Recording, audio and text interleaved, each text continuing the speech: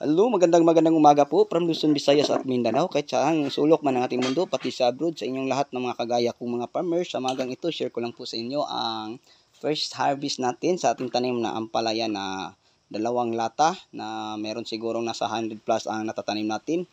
So first picking natin sa 38 days, ito na po no, ang variety na Galaxy Max F1 na magandang variety na matibay din na itatanim natin lalo na ngayong tag-ulan. So ito po ang first harvest natin no. So siguro hindi po bababa sa 100 kilos po ang first harvest. At ito na po ang Calixto F1 na matagal na po natin napipitasan. So kahapon nagpipitas po kami, so ngayon po napipitas naman po. So hindi pa natatapos kasi simula pa lang. So kumakain kami, pagkatapos ituloy namin ang pagpipitas.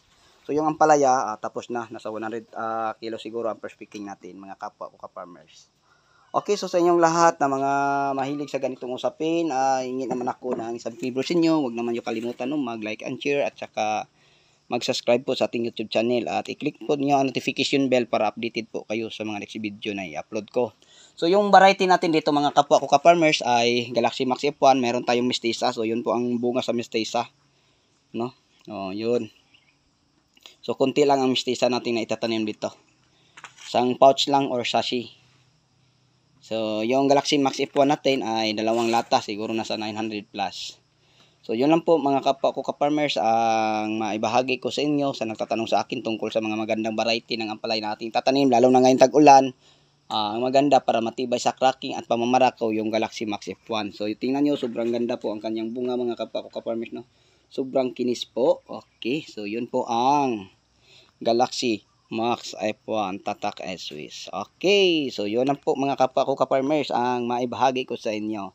So, yung mestiza naman maganda naman siya, pero pag hindi natin alam ang mga fungicide pang control sa mga early blight, late blight, pangit at bansot po ang kanyang bunga sa mestiza. Pero kung meron kayong pang protection sa dahon, alam naman natin pag maganda ang dahon, maganda din ang bunga sa ating ampalaya.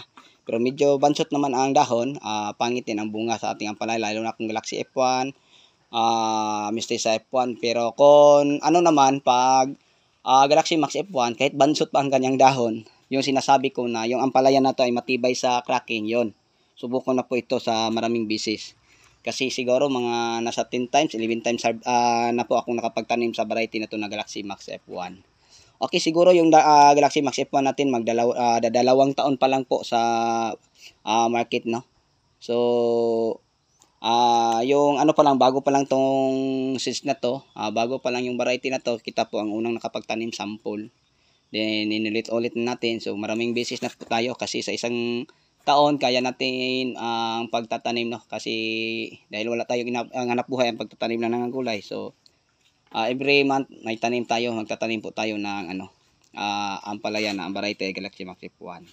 Okay, so yun lang po mga kapwa ko ka-farmers ang mahibagi ko sa inyo. Sana po may natutunan po kayo, lalo na sa nagtatanong sa akin kung ano ang mga magandang variety na itatanim ngayong tag-ulan. Ito, Galaxy Max F1 na, subok ko na. Okay, so yung talong naman ay Calixto. Okay, so sa inyong lahat, hanggang dito na lang. Maraming salamat po. Sana ay may natutunan po kayo sa ating ginagawang video sa ngayong umaga. So, see you next vlog. Bye-bye po. God bless.